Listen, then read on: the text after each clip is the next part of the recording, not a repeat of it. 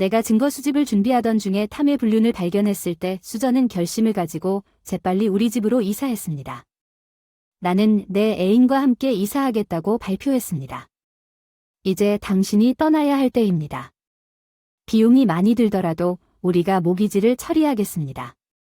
나는 그렇지 않습니다.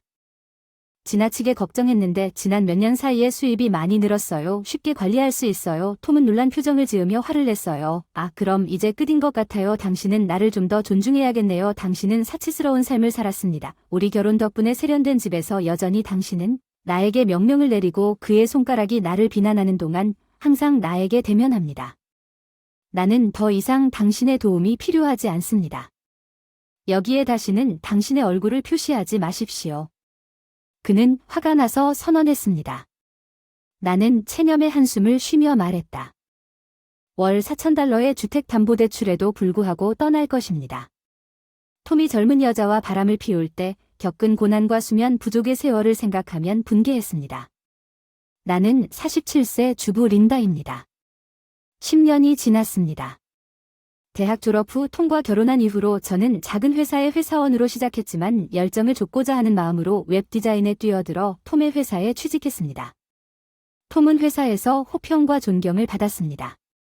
직장인은 물론 상사까지 그 사람에 대한 호감이 있었는데 그 사람이 저를 식사에 초대했고 어느새 35세가 넘은 나이에 연애를 하게 되었고 일에 푹 빠져서 싱글 생활을 포기하게 되어 기뻤습니다.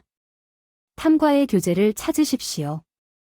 우리 둘 다 자녀가 없는 상태를 유지하는 데 동의하고 비슷한 가치를 공유했기 때문에 결혼은 자연스러운 다음 단계로 느껴졌습니다. 결혼 후 프리랜서로 전환하는 것 저는 탐의 지원, 특히 탐즈비스트의 고객과 연결하려는 그의 노력에 감사하며 재택근무를 시작했습니다. 우리는 역에서 가장 가까운 토지에 투자하고 큰 건설 회사에 꿈의 집을 지을 것을 의뢰했습니다. 월부금이 많이 걱정되었지만 탐은 처음에 걱정했음에도 불구하고 자신의 비전 실현에 대해 단호했습니다. 완성된 집은 편안함을 풍겼고 우리가 함께한 나날은 시간이 지날수록 조용했습니다. 탐의 진정한 재정 습관이 나타났습니다. 그는 돈에 대해 부주의한 태도를 보였으며 이는 쇼핑 여행에서 명백하게 드러났습니다. 그는 내가 계산서를 지불할 것이라고 기대하면서 무차별적으로 바구니에 품목을 추가했습니다. 린더 오늘 밤에 국자 내일 우리는 브레이즈드 옐로우 테일을 즐길 것이고 뿌리채소 스튜와 스시도 할인됩니다. 고급 위스키와 고구마 소주를 카트에 추가하는 건 어떨까요? 신중하게 재정을 관리하려고 노력했지만 예산을 초과하는 경향이 반복적으로 문제가 되었습니다. 톰은 매번 슈퍼마켓에 동행하겠다고 고집했습니다. 주말마다 충동적으로 구매한 과잉 지출의 악순환으로 인해 추가 비용이 $100 이상 발생했습니다. 톰은 구매한 제품에 대해 책임을 져야 합니다. 나는 그의 반응이 무시적이라고 주장했습니다. 영수증에 들어있는 돈을 여기 책상에 던져버렸습니다. 그런 구두쇠, 괜찮은 수입이면 이 정도는 충당할 수 있다. 나는 그 사람의 책임감이 부족해서 답답하다고 반박했다. 나는 정규직으로 꽤 많은 돈을 벌고 있지만 이런 말을 하는 것은 짜증난다. 그는 관리하는 주부로서 반박했다. 이 문제는 당신의 책임의 일부가 되어야 하지 않겠습니까? 그는 깊이 한숨을 쉬며 한 달의 용돈으로 $500는 너무 적습니다. 제가 반대했을 때 톰은 짜증나는 것 같았습니다. $11,000도 충분하지 않다고 생각해 보세요. 남편에게는 이상합니다. 아내보다 적게 벌겠다고 선언했는데 내가 당신보다 많이 벌면 당신은 나에게 그렇게 도전할 수 없을 것이다. 그의 말은 나를 어리둥절하게 만들었다. 당신은 지금보다 더 열심히 일할 계획인가? 그대로 집안일에 거의 기여하지 않는다. 나는 하루 종일 집에 있기 때문에 더 많이 투자해야 한다는 그의 오만함에 깜짝 놀랐습니다. 톰의 반응은 예상치 못한 것이었습니다. 당신이 수당에 만족하지 않는다면 우리의 재정을 별도로 유지하자. 그는 것 보기에 우리 각자가 월급에서 고정된 금액을 기부하는 것이 흥미로워 보인다고 제안했습니다. 저축을 위해 공동계좌에 나머지는 생활비를 충당할 것입니다. 모기지와 수입에 따른 세금은 귀하가 스스로 결정하므로 합의에 동의합니다. 톰은 다시는 수당에 대해 불평하지 않았습니다. 그는 쇼핑 여행에 나와 동행하는 것을 중단했습니다. 식료품에 대한 과도한 지출이 마침내 해결되었습니다. 또 다른 문제의 원인은 10년 전 시아버지가 돌아가신 이후 시어머니였습니다. 톰은 외아들로서 그녀를 돌보고 있었습니다. 나는 톰의 어머니가 동거할 가능성에 대해 불안을 품었습니다. 우리가 결혼했을 때 톰의 어머니는 혼자 사는 것을 선호했지만 사소한 일로 톰을 자주 불렀기 때문에 다행스럽게도 그 시나리오는 실현되지 않았습니다. 톰 그녀가 내 컴퓨터라고 불렀던 화장실의 전구를 교체해달라고 부탁했습니다. 오거나 애비가 집에 들어와서 평범한 것부터 비를 내려달라고 요청했지만 탐은 나에 대한 친절과 예고 없는 방문이 없었음에도 불구하고 충실하게 각 사람에게 참석했습니다. 그녀는 탐에게 깊은 애착을 유지했습니다. 데이와 그녀와의 생일은 매년 그녀와의 약속, 그가 떠날 때마다 충실하게 지켰습니다. 나는 그가 헌신적인 엄마의 아들이라는 사실을 사임하고 조용히 그에게 작별 인사를 했습니다. 비록 나는 이것을 참을 수 있었지만 탐이 나와 비교하기 시작했을 때 진짜 도전이 일어났습니다. 그리고 그의 어머니는 최근 평일에 그의 행동이 더 짜증이 났다. 그는 때때로 주말에 늦게 집에 돌아왔다. 그는 일과 관련된 사교 활동에 참여하거나 결혼 전 집안일을 함께하기로 약속했음에도 불구하고 소파에 누워 휴대폰에 열중했다. 이를 핑계로 자신의 책임을 완전히 무시한 그는 결국 정신을 차렸을 때 식사에 대해 자주 불평하곤 했습니다. 나는 된장국을 싫어합니다. 그는 왜 매일 아침 된장국을 내느냐고 투덜대거나 잎이 많은 것을 보면 애벌레가 된 것 같은 기분이 들었습니다. 야채가 역겹다. 건조하고 맛없다고 생각한 감자 샐러드까지 비판이 확대됐다. 나는 오늘 밤 간장 맛이 나는 뭔가를 먹고 싶었는데 그는 왜 소금에 절인 닭튀김을 만들었느냐고 말했다. 게으른 식사라서 필연적으로 그 사람은 말했다. 메인 요리 외에 맛있는 식사를 만들기 위해 더 많은 노력을 하곤 했던 엄마와 결론을 내릴 것입니다. 적어도 3번 이상은 화를 내고 싶습니다. 나는 가정부가 아니며 나도 일을 하고 있지만 톰은 완고하게 거만하게 말을 했습니다. 요즘 내 신경을 거슬리게 하는 말투로 그의 요구가 높아졌다. 보너스로 엄마에게 돈을 보낼 테니 잘 지내라고 어느 날 무심코 나에게 알려줬다. 그녀의 친구들과 함께 소풍이나 연극 여행을 갈 돈이 충분하지 않다고 불평했습니다. 그는 동정적으로 그녀에게 매달 재정적으로 도움을 주기로 결심했습니다. 나는 탐의 어머니가 연금 수급자이자 주부로서 여행하기 위해 연금을 가지고 있다는 것을 기억했습니다. 나는 그녀가 절도를 실천해야 한다고 믿었습니다. 린더, 제발 처리해 주세요. 작업량을 늘리면, 일을 더 많이 하면 아무 문제 없이 내 보너스 부분을 충당할 수 있습니다. 탐은 자랑스럽게 자신의 제안에 화가 났다고 선언했습니다. 왜 내가 당신 어머니가 즐길 수 있도록 더 열심히 일해야 합니까? 나는 반박하고 싶었지만 혀를 더 밀어붙이는 것은 이미 어려운 일이었습니다. 마감 시간을 맞추기 위해 수면을 희생했습니다. 정기적인 초과 근무가 포함된 루틴입니다. 우리는 아이가 없기 때문에 작업량이 가벼워요. 불평하지 마세요. 그에게 상기시켰는데 톰은 일만 하고 내가 집안일도 관리하는 동안에 내가 반박했어요. 알겠습니다. 그럼 가져오죠. 엄마가 여기 우리와 함께 산다면 생활비를 늘릴 필요가 없을 거예요. 톰은 체념한 한숨을 쉬며 체념하면서 제의했습니다. 나는 보너스를 충당하기 위해 작업량을 늘리기로 동의했습니다. 비록 당신이 이해하는 한마디 못해 괜찮습니다. 나는 감사하다고 인정했습니다. 톰은 웃으며 내 기분을 악화시켰습니다. 더 짜증나. 여기 도시락통 씻어. 그가 나에게 가방을 건넨 뒤 마지못해 위층으로 올라갔다. 가방을 열었더니 안에 귀여운 핑크색 메모가 또 있었다. 항상 사랑하는 아내의 도시락을 만들어줘서 고마워요. 오늘의 점수는 80점입니다. 톰이 쓴 평론에는 불만이 포함되어 있습니다. 치킨 쫄깃함과 오믈렛의 달콤함에 대면한 메모에 톰은 당황했다. 여직원이 걱정한다고 해서 내 건강에 대해 알아보고 여러 가지 조언을 해주니 그 사람에게 만들어 달라고 하면 어떨까? 이제부터 답답함을 느끼라고 제안했습니다. 점심 준비는 아내의 일입니다. 톰은 상당히 당황스러워 대답하며 삐죽이는군요. 질투하는 거 아닙니까? 그 나이에 노부인이 그렇게 질투하는 게 부끄러운 일이라고 비난했습니다. 그의 말이 찔려서 나는 그 이후로 그의 불륜을 지적하지 않을 수 없었습니다. 톰의 태도는 눈에 띄게 식었지만 그들이 돌아올 때마다 잠을 자려고 애쓰는 동안에도 그의 거친 말이 내 귀에 계속 울려 퍼졌습니다. 나는 그 무게를 지탱하는 베개에 눈물이 흠뻑 젖었습니다. 아내가 남편의 단정한 외모를 바라는 것은 당연한 일이지만 색깔부터 영양학적 균형까지 모든 면에서 꼼꼼하게 도시락을 준비하다가 톰처럼 삶지도 못하는 사람에게 냉소적으로 평가받는 수고로움이 물은 참을 수 없을 만큼 시간이 흐른 후 출장 중이던 톰으로부터 일을 빨리 끝내고 즐거움을 찾으라는 끊임없는 알림에서 해방된 듯 일을 빨리 끝내고 재미있게 놀자 뜨거운 곳에서의 만남을 기대하라고 촉구하는 메시지가 도착했습니다. 봄, 너와 함께 있기를 기대해. 내가 서 있을 때 사랑의 겨울왕국이 내 전화기를 쥐고 큰 망치처럼 진실이 나를 때렸다. 톰은 바람을 피우고 있었다. 도시락 상자에 남겨진 쪽지는 그의 다른 여자에게서 온 것 같았고 톰에 대한 내 사랑은 증발했고 끓어오르는 분노로 바뀌었다. 톰이 돌아왔을 때 그의 배신에 나는 그에게 내 전화로 저주스러운 증거를 제시하면서 그에게 맞섰습니다. 그는 그의 불신앙에도 불구하고 그의 분노를 쉽게 고백했습니다. 나는 당신처럼 숨막히는 여자에 지쳤습니다. 나에게 자유를 좀 주세요. 그의 말은 나를 깜짝 놀라게 만들 것입니다. 잘못한 사람의 나날은 우리 사이에 차가운 침묵으로 흘러갔다. 어느 일요일 오후 나는 책에 빠져 있었다. 침묵은 초인종 소리에 깨졌다. 이사회사의 목소리가 그 사이로 온 것을 알렸다. 톰은 당황하지 않고 서둘러 감사를 표하며 대답했다. 안내를 제공하는 톰의 말투는 늦잠을 자고 출근 시간에 늦었다고 사과했을 때 말투가 설탕으로 뒤덮여 있었습니다. 수잔 젊은 여성의 존재가 확연히 나타났습니다.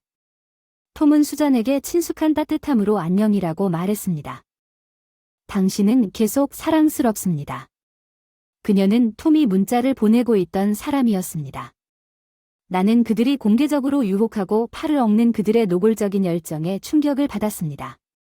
탐과 수전은 손을 잡고 나에게 다가와 수전이 이삿짐을 옮기라고 이사에게 당신 안에 있는 모든 것을 옮기라고 말했지만 여전히 이해하지 못하는 나의 믿을 수 없음에 웃었습니다. 이래서 멍청한 짓은 못 참는다고 질책하고 한숨을 크게 쉬며 단언했고 수잔은 애인을 따라가서 같이 이사 갈 테니 이제 나가서 상자들이 들어오는 걸 보면 우리가 담보대출을 처리하자. 나는 눈을 깜박이고 어렴풋이 깨달았다. 그 사람들의 목적은 정말로 나를 쫓아낼 계획이 있어서 상관없지만 대출금이 상당히 크다는 걸 알고 계시죠? 맞죠? 제가 대답으로 한 말은 이해가 안 되시나요? 톰이 자신있게 내 연간 수익을 1년 동안 극적으로 늘렸어요. 몇 년 전에는 이로 모기지 관리를 할 수 있었어요. 아, 그래서 침착하게 대답했어요. 이제 끝인 것 같아요. 하지만 당신을 원격으로 자율화할 수 있었던 사람은 나뿐이었다는 것을 기억하세요. 당신에게 몇 명의 고객을 확보했지만 거의 없습니다. 그렇지 않았다면 당신은 오래전에 어느 정도 포기했을 것입니다. 톰이 나에게 손가락질하는 어조로 오만해졌다고 단호하게 말해주셔서 감사합니다. 그는 내 자신의 기술이 내가 지금 본질적으로 계속 일을 하고 있는 이유라고 말했습니다. 나를 좀 더 품위 있게 대해줘야지. 내가 너와 결혼했기 때문에 너는 매일 이 세련된 집에서 아주 멋지게 살 수 있었어. 그럼에도 불구하고 너는 감히 나에게 강의하고 끊임없이 방해해서 대답했어. 한 달에 $4,000입니다. 필수품을 트렁크에 쑤셔 넣는 동안 분노가 치밀어 올랐습니다. 나는 외치고 싶었습니다. 나를 배신한 대가. 나는 주저하지 않고 즉시 부동산 중개인에게 가서 집과 땅 뒤를 톰의 이름으로 이전했고 수잔과 톰이 일하는 동안 나는 이삿짐을 가지고 온 임대 아파트를 찾아 집으로 돌아갔다. 내 물건을 싸서 내 방으로 옮긴 후 릴리는 내가 그녀에게 그 문제에 대해 말했을 때 마치 당신이 집을 지을 때 당신의 수입이 탐의 권리보다 더 높았기 때문에 마치 벌레에 물린 것 같았다고 개인적으로 받아들이는 것 같았습니다. 그녀는 얘라고 물었습니다. 그렇지 않으면 모기지가 승인되지 않았을 것이기 때문에 내 이름으로 기재해야 한다고 대답했습니다. 그렇지 않으면 릴리는 알면서도 고개를 끄덕였습니다. 톰은 프리랜서로서 모기지 평가를 통과하려면 안정적인 수입과 좋은 평판이 필요하다는 사실을 이해하지 못하는 것 같습니다. 정확히 제가 대답했습니다. 조금만 조사해본 사람이라면 당신이 업계에서 얼마나 높은 평가를 받는지 알 것입니다. 릴리는 차를 한 모금 마시고 믿지 않는다고 전달했습니다. 톰의 월급이 당신 연봉보다 높다는 사실을 누가 알겠습니까? 그 사람 어머니가 한 달에 $1,000를 달라고 하니까 어려울 것 같아요. 그건 사실이에요. 릴리는 웃으면서 고개를 끄덕이며 말했습니다. 그 돈은 당신 계좌에서 공제됐으니까 아마 그 사람은 월급이 얼마인지 잊어버린 것 같아요. 그래서 항상 부주의했다고 했어요. 돈이 있어서 갔는데 케이크를 먹다가 자기 이름으로 된 대출금을 못 갚으면 어쩌려고 그러는데 경매가 열릴까 릴리는 슬픈 표정을 지었다. 하지만 안타깝게도 할 수 있는 일은 아무것도 없다 오비였습니다. 그녀가 얼마나 실망했는지 저는 생각합니다. 탐은 자신의 일을 잘 수행할 수 있는 사람이므로 결국 우리 고객 중 하나입니다. 그는 여성 직원들에게 사랑받을 뿐만 아니라 남성 부하 직원과 고용주에게도 존경을 받고 있습니다. 우리가 데이트할 때 그 사람은 친절했고 내 일도 지지해줬어요. 이혼 절차에 대해 논의하자고 제안하는 건가요? 이제 손에 뺨을 대고 있다고 말했어요. 네, 지금이 적절한 때인 것 같아요. 릴리가 그레이브리에게 법률 상담을 받고 위자료 논의를 추가로 시작하겠다고 말했습니다. 지나가던 판매원 수잔을 살펴보다가 그 직전에 내 눈을 사로잡는 건 그녀의 멍청한 짓이었다. 조심해라. 흥미로운 이야기를 해준 릴리에게 고맙다고 말한 후 일주일 후에 아파트로 돌아왔다. 나는 형사가 찍은 사진을 살펴보고 있었다. 모르는 번호로 전화가 왔을 때 회사에서 수잔에게 전화를 보냈습니다. 나는 수잔이 전화를 걸어온 것을 궁금해서 응답했습니다. 그녀는 톰이 흐트러진 머리를 하고 면도를 건너뛰고 세수까지 하는 일을 하러 가는 톰에 대해 뭔가 조치를 취해줄 수 있냐고 간청했습니다.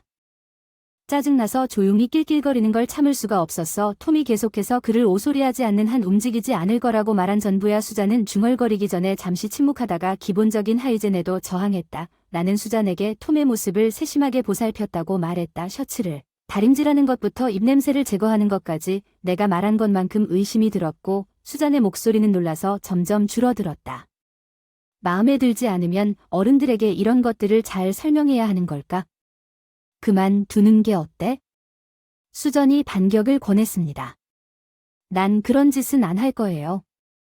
그 집에 톰이 꽤 기분이 안 좋았어. 접시에 짐이 많아서 빨리 끝내자. 그가 무자비하게 대답했어. 벽걸이 달력을 보고 오늘이 내 생일인 줄 알고 고개를 끄덕였지. 그렇지 않니? 톰 말이 맞아. 톰이 최대한 빨리 떠나라고 재촉했어. 일은 끝났어. 오늘은 중요한 날. 수잔이 톰을 쳐다보며 나 자신에게 질문해야 했어요. 아직 그녀에게 말하지 않았나요? 톰이 불안해 보였습니다. 나중에 그녀에게 말하려고 했어요. 수잔이 우리를 바라보며 무슨 일이 일어나고 있는지 미소 지었습니다. 밝게 인사하고 들어섰다. 너희 둘 저녁 먹으러 가는 줄 알겠다. 예약했지? 응, 역 근처 이탈리안 레스토랑에서 내가 말을 가로막았어. 톰이 짜증난 표정이었어. 잠깐만 조용히 좀 해줄래? 수잔이 화를 냈어. 너희 엄마야? 로가 가장 좋아하는 장소 맞아. 나는 수전의 어리둥절한 표정을 보면서 탐이 이 세부 사항을 그녀에게 웃음을 참으며 공개하지 않은 것 같았다고 무심코 말했습니다.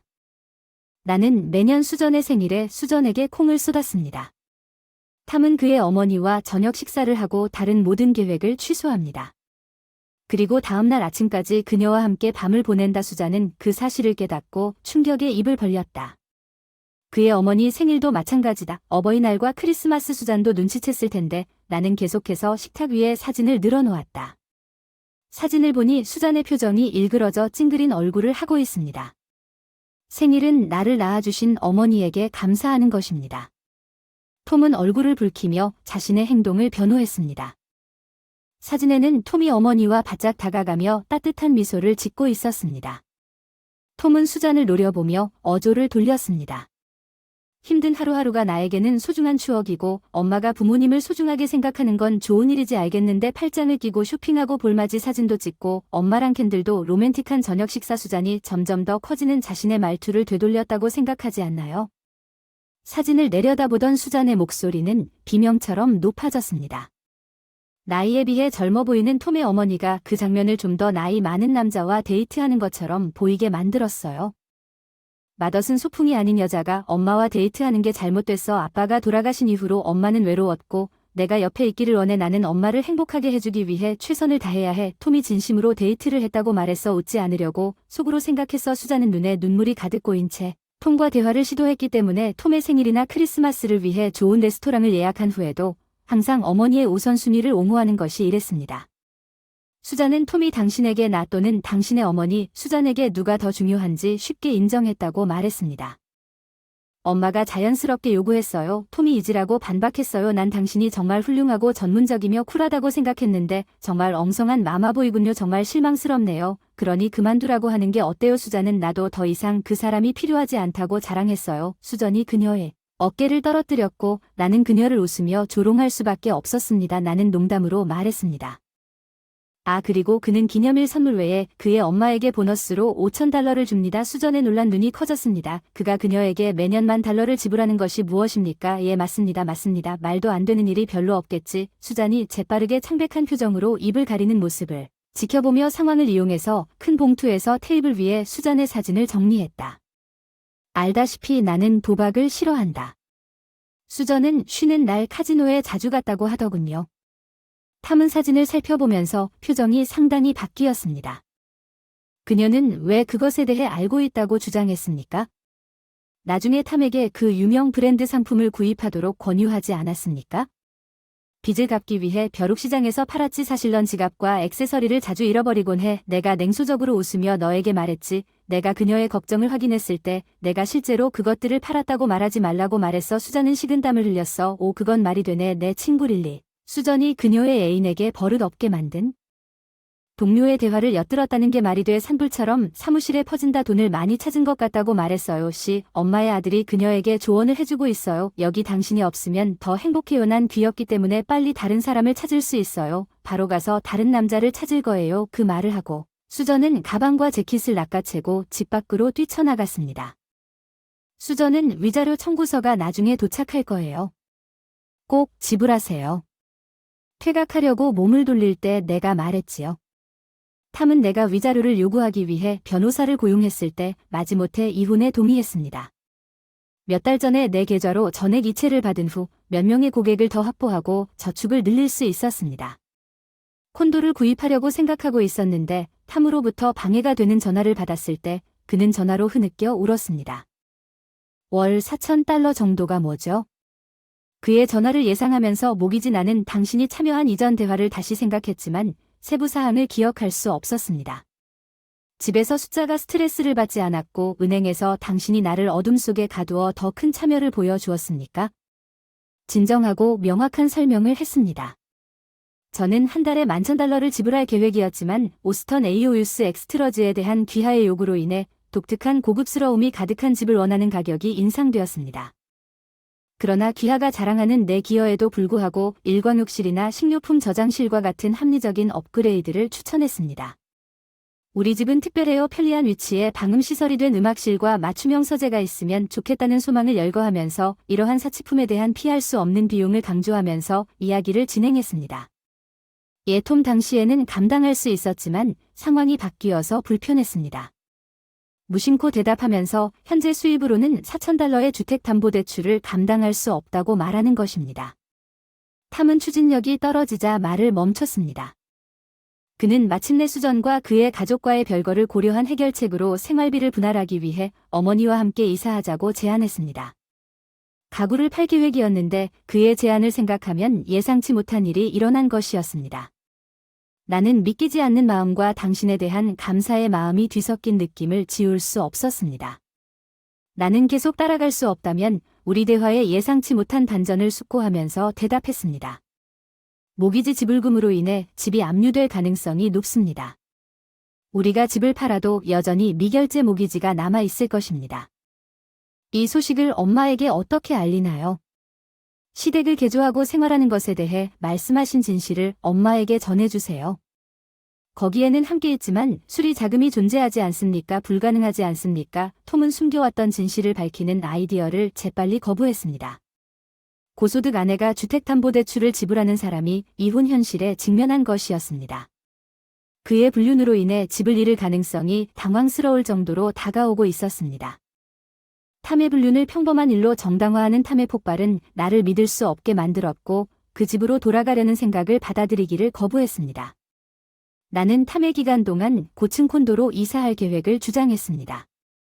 단순한 프리랜서 웹 디자이너로서 재정적으로 무능력하다는 생각이 그와의 의사소통을 끊기로 결심하게 만들 뿐이었습니다.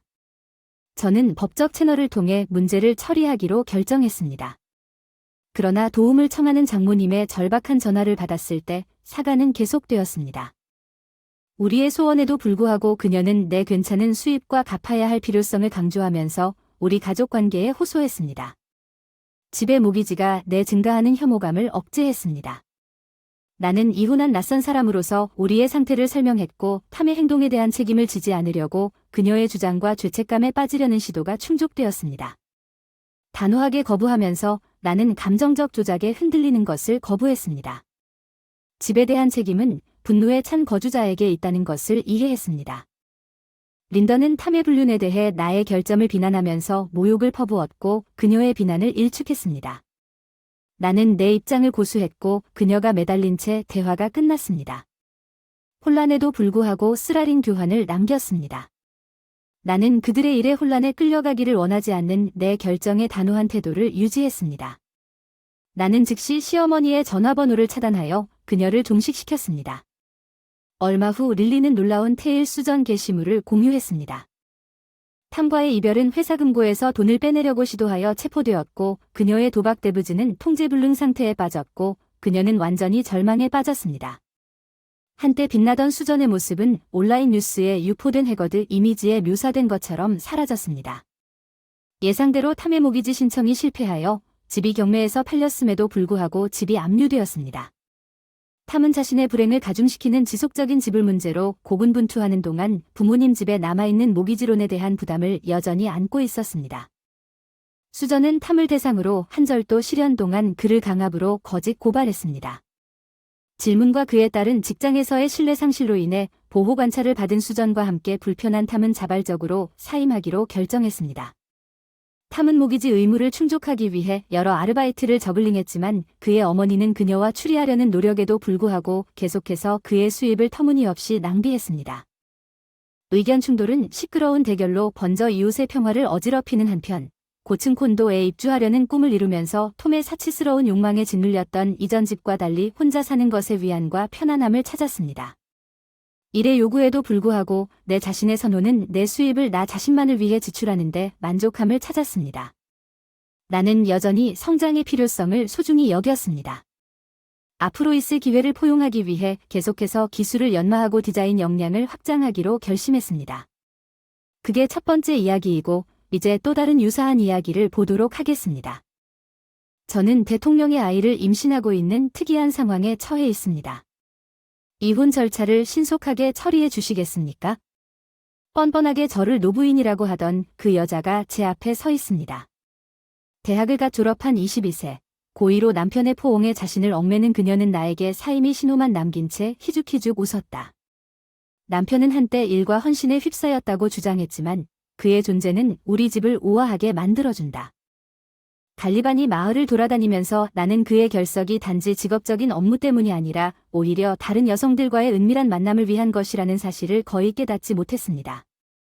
내 앞에 있는 여성이 잘난 체하는 미소를 짓고 있는 동안 나는 침묵을 지켰고 우리 직원들에게 깊은 동정심을 느꼈습니다. 그녀가 조롱했던 나 같은 사람에게 백만장자 남편을 잃은 것은 정말 충격적이지 않나요? 그녀가 조롱했지만 당신은 스스로를 비난할 필요가 없습니다.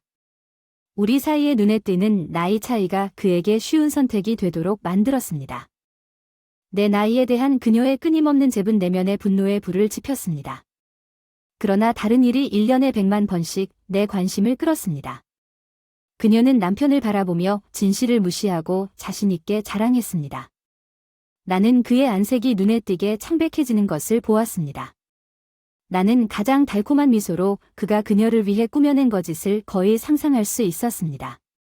나는 실제로 그녀의 오해를 바로잡았습니다. 내 사랑, 저는 메건입니다. 50세 젊은 남편 데비드와 저는 같은 나이의 친구를 통해 만났고 서로를 지원하는 어려움에도 불구하고 처음부터 회사를 세웠고 자녀가 없을 때에도 사업은 번창했습니다. 최근에는 성취감이 풍부하지만 우리 관계는 쇠퇴했지만 늙어가는 것은 당연하고 피로와 아픔도 함께 가져옵니다. 남편의 명백한 무기력 집에 돌아오면 이 훈훈함은 사라지고 한때 회사에 보여줬던 헌신은 대신 소파에 앉아 휴식을 취하는 저녁으로 대체됩니다. 텔레비전에 눈을 고정한 채 남편이 집에 돌아왔을 때 남편의 노력의 진실성과 헌신의 깊이에 대해 의문이 드는 현실입니다.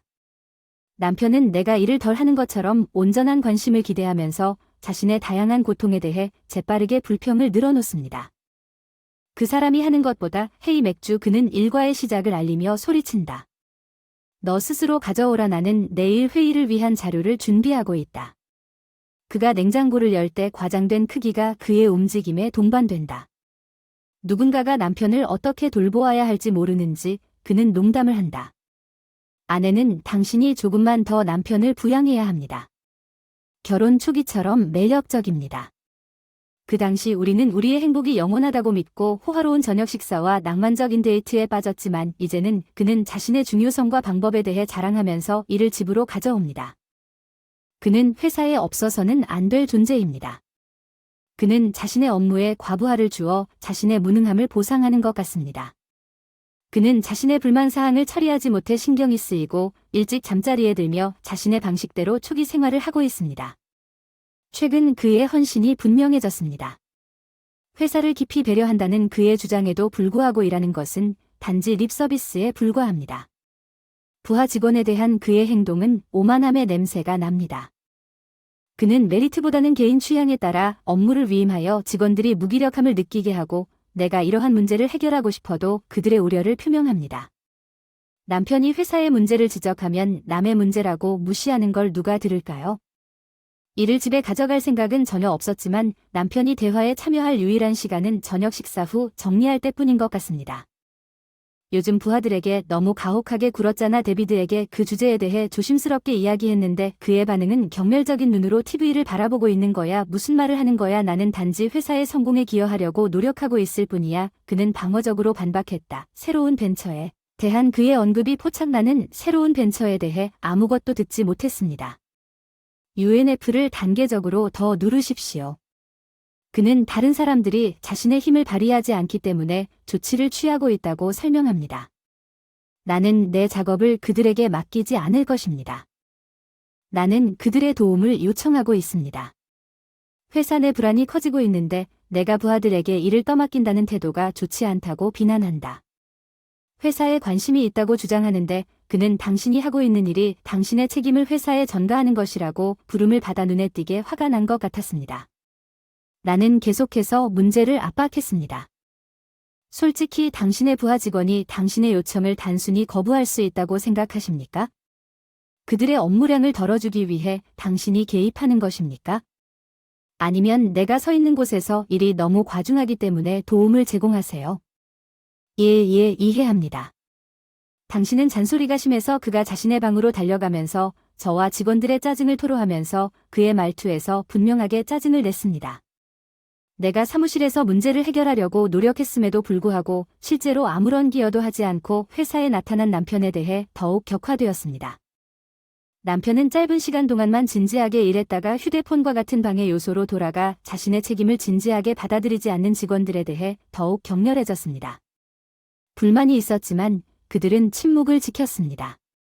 그의 아내로서 그가 이성을 깨닫고 그의 부하들을 지원하기 위해 필사적으로 역할을 방해했습니다. 나는 그에게 반복적으로 경고했지만 그는 나를 진지하게 받아들이거나 개선할 의도가 전혀 보이지 않았고 우리는 회사의 방향을 함께 이끌기로 약속했습니다.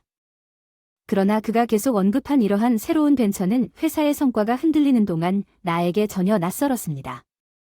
그는 내 조언을 무시하고 독립적으로 계속 간섭했습니다. 그는 재정적 영향을 고려하지 않고 새로운 벤처를 시작하는 것에 대한 나의 우려를 일축했습니다. 커트와의 내 의견을 무시했습니다. 나는 미래를 위해 노력하고 있습니다.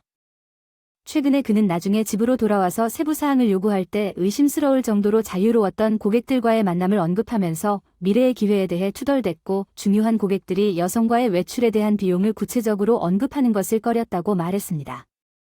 어느 날 영업 방문 중 답변보다 질문이 더 많았습니다. 카페에서 문서 작업을 하고 있는 그를 발견했지만 그와 함께 일을 게으르게 하기 위한 핑계로 삼을 가능성이 전혀 없었습니다. 그와 대화하려는 의도 자세히 조사한 결과 그의 창가 옆 테이블에 다른 사람이 있는 것을 발견했습니다. 그가 젊은 여성과 테이블을 공유하고 있다는 것이 분명해졌습니다. 내가 인식하지 못하는 그녀는 확실히 우리 직원 중 하나도 아니고 그와 관련된 사람도 아니었습니다.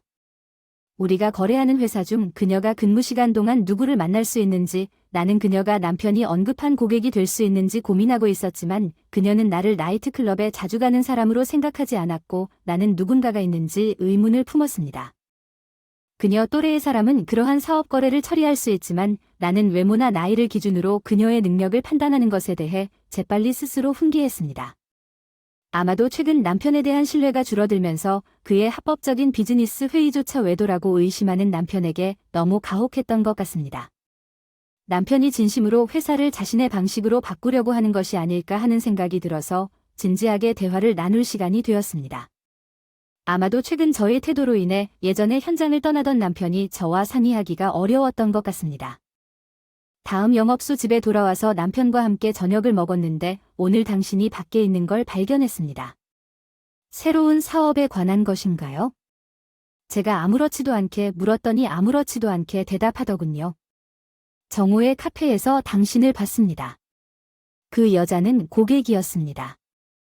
당신이 나를 감시하고 있어요. 그가 식사를 중단하자 그의 말투가 눈에 띄게 짜증이 났습니다. 염탐 무슨 말을 하는 겁니까? 방금 그 사람이 고객이라면 인사해야 한다고 생각했어요. 그 사람이 우리 사무실을 방문할 예정인가요? 아니면 염탐이 필요한 죄가 있는 건가요? 저는 그 사람을 만나서 반박했어요. 내가 새로운 벤처에 참여하기 위해 인터뷰한 사람이 누구인지에 대해 눈부신 그는 방어적으로 설명했습니다.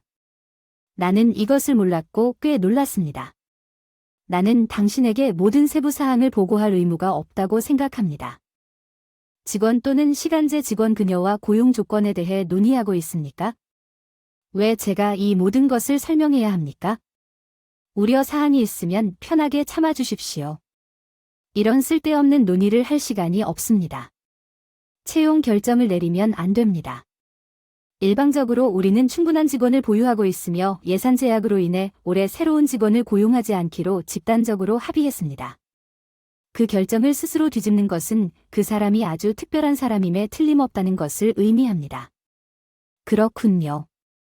적어도 그 사람이 누구인지, 어디에 있는지 말해줄 수 있나요? 그는 눈에 띄게 불안한 표정으로 의자에서 일어났고 나를 인정하지 않으려고 했습니다. 당신이 불륜을 암시하는 것입니까?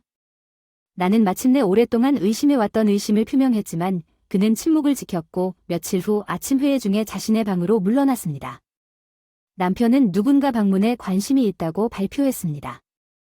회사가 활짝 웃으며 문을 열자 거기 카페에서 보던 젊은 아가씨가 서 있었다. 최근 대학을 졸업한 아가씨다. 다들 잘 대해주길 바란다. 그는 직원들을 둘러보며 미소를 지으며 직원들에게 말을 건넸다. 내가 그녀의 방문을 알고 있다고 가정했을 때 나를 촬영하는 것이 어리둥절한 것 같습니다. 나는 남편에게 다가가는 즉석 회사 투어는 물론 어떤 방문에 대해서도 전혀 몰랐고 내가 이름을 물어본 여자는 예시리입니다. 예, 예시리입니다. 저를 초대해 주셔서 감사합니다. 그녀는 대답했습니다. 직원들과의 의사소통 부족으로 인해 정중한 미소를 지었습니다. 오늘 귀하의 방문을 준비하지 못했습니다. 일정을 다시 잡을 수 있을까요?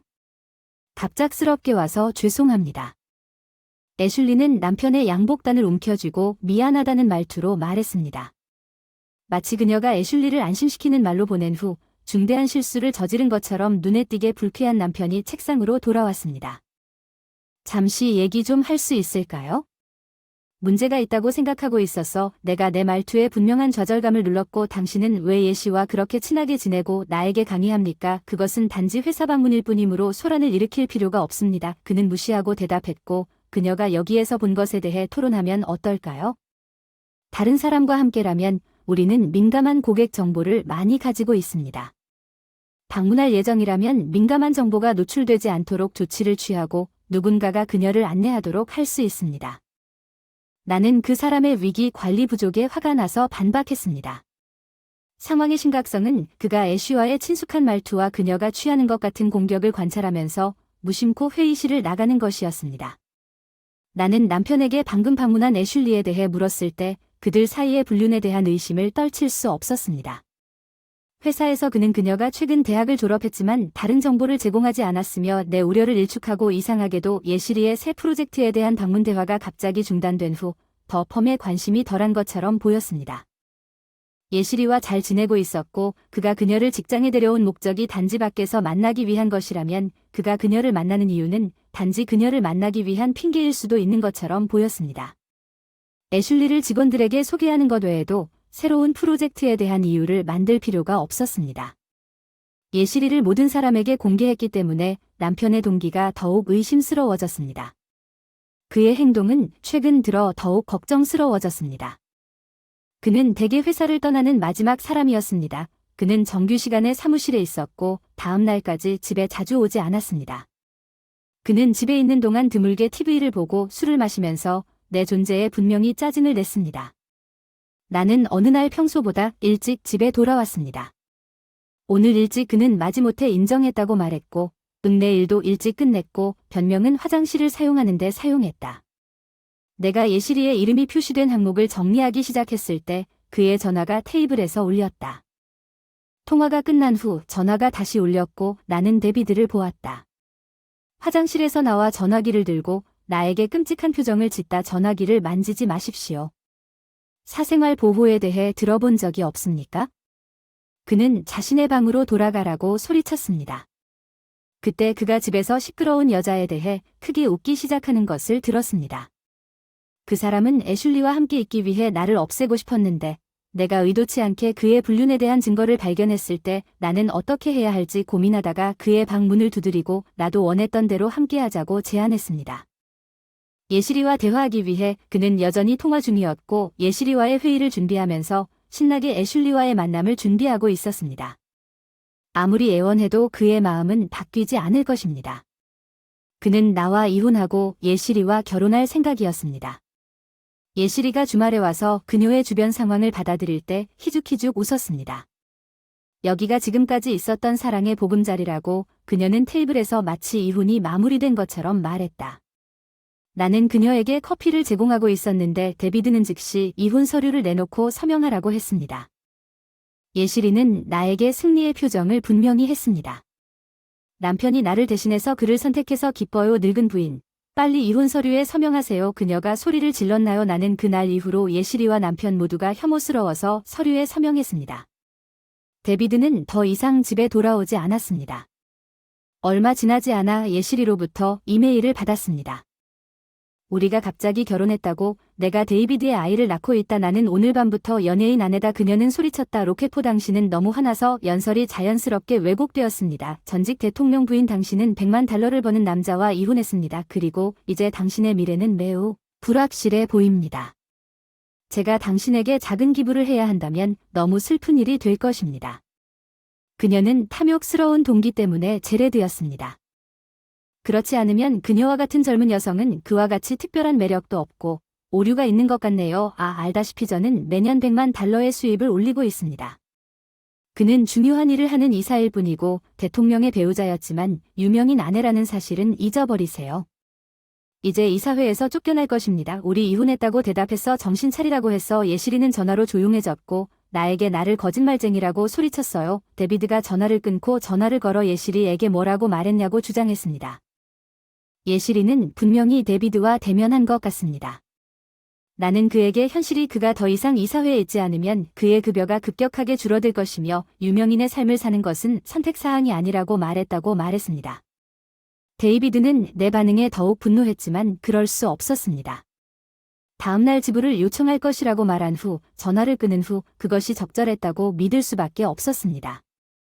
분명히 여전히 분노하고 노동자의 시선을 준수합니다. 데비드와 예시리는 예시리가 달려온 사업에 끼어들었습니다. 그리고 내 남편이 대통령이 될 거고 앞으로는 당신이 떠나야 한다고 말했습니다. 그녀는 나 대신 데이비드를 대통령으로 만들면 $100만 연봉을 받을 수 있을 것이라고 느꼈습니다. 데이비드는 자신이 그보다 더 인기 있고 기술이 뛰어나다고 확신하면서 똑같이 자랑했습니다. 그리고 직원들이 그를 더 좋아할 것이라고. 직원들이 남편의 허세를 참는 유일한 이유는 그가 사장의 배우자이기 때문에 거의 일하지 않았기 때문입니다. 자주 휴가를 내고 마침내 그들은 그에게 주어진 대학생과 바람을 피우는 것을 발견했습니다. 그런 남자를 따라 조직의 최고 자리에 오르고 싶어하는 냉담한 외모의 애슐리는 점점 더 비합리적으로 변해가며 즉시 사업권을 장악하라고 외치자 직원들의 경멸적인 시선도 모른 채 내 배우자는 계속 나를 꾸짖었다. 이혼으로 그 두 사람이 마침내 해소되길 바랐지만 사장으로서 회사와 직원을 보호해야 할 의무가 있어서 두 분 모두 화해하셔야 합니다. 어른들이 이렇게 소리 지르는 건 적절하지 않다고 말을 막았더니 예시리 미스는 대통령이 내 배우자가 아니라고 해석했습니다. 예시리는 난 상관하지 않는다며 그냥 공격적으로 사업을 종료했습니다. 예시리가 나에게 직접 접근하려고 했고 물러서지 않았지만 직원이 개입하여 그녀를 막을 시간이 되었습니다. 그만해. 이 일을 멈추지 않으면 경찰에 연락할게. 직원이 말하길 이 직원이 이끄는 다른 사람들이 나를 돕기 위해 개입한다고 말했어. 당신이 우리 대통령을 상대로 한 일은 용서받지 못할 거라고 그들은 말하길 당신은 귀찮은 일이라고 나가라고 하더군요. 직원의 확고한 입장으로 인해 예시리는 물러서게 되었습니다. 직원은 이혼하기 전에 데비드 주변에서 수줍어했지만 이혼을 신청하는 순간 모든 것이 바뀌었습니다.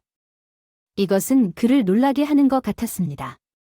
그들은 단지 그가 내 남편이기 때문에 참아왔을 뿐이라고 생각했습니다.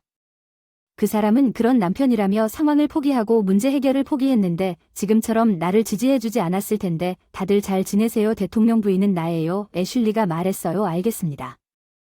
올 파이어드가 하룻밤 사이에 대통령을 바꾸는 것은 불가능합니다. 나는 냉정하게 대답했고 당신이 대통령의 아내라고 해도 그렇게 직원을 관리할 권한은 없을 것입니다. 내가 이렇게 말했지만 예시리는 그동안 데비드의 비명을 멈추지 않았습니다. 그녀는 말문이 막혔고 직원들의 경멸에 눈에 띄게 감동받았습니다.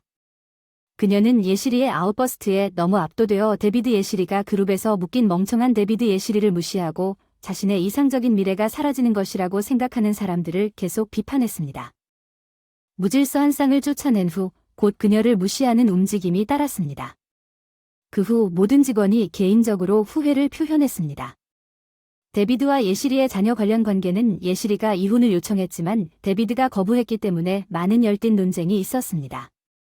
예시리는 겁이 났습니다. 그녀가 내가 여전히 대통령이라는 것을 알았을 때 그들의 주장은 솔직히 말해서 법적 조치의 위협으로 확대되었습니다. 나는 그들의 주장이나 추악한 법적 사건의 가능성에 대해 걱정하지 않았습니다. 나는 그들에게 보상을 요구할 것입니다. 나는 결정을 내렸습니다. 그들이 나에게 한 모든 일이 단순히 잊혀지고 지워질 수 있다고 생각하는 것은 완전히 터무니없습니다. 나는 즉시 지불을 요청했지만 개인 문제로 소비된 쌍은 분노하고 나에게 지불을 요구했습니다. 지금 이 순간은 모두 당신 잘못입니다. 당신 잘못입니다. 내 말도 안 돼요. 남편은 그것이 법적 조치를 취한 후 지친 개가 낙담한 울음소리처럼 들렸다고 말했습니다. 데이비드는 법적 조치에 직면했을 때 즉시 보상금을 지불하기로 동의했습니다. 이혼을 위해 데비드와 예시리는 결국 그렇게 했습니다. 예시리의 아이는 실제로 데비드가 출산해서 예시리의 임신을 추적한 것이 아니기 때문에 다음 부분은 재미있고 중요하지 않습니다. 데비드를 만나기 전에 그녀가 기대했던 것으로 보이며 진정한 아버지의 신원은 불분명합니다. 예시리는 데비드와 예시리가 상황이 훨씬 더 복잡해졌음을 알았을 때 자녀 양육비를 받기 위해 이혼 과정에서 자녀 청구를 지렛대로 사용하려는 것처럼 보였습니다. 그러나 데비드는 자녀가 자신에게 주어진 것이라고 굳게 느꼈습니다. 그와 그들의 결혼 생활은 그다지 길지 않았습니다. 예시리는 최소한 데비드로부터 자녀 양육비를 받기를 바랐지만 그것은 불가능했습니다. 예시리는 엄격한 부모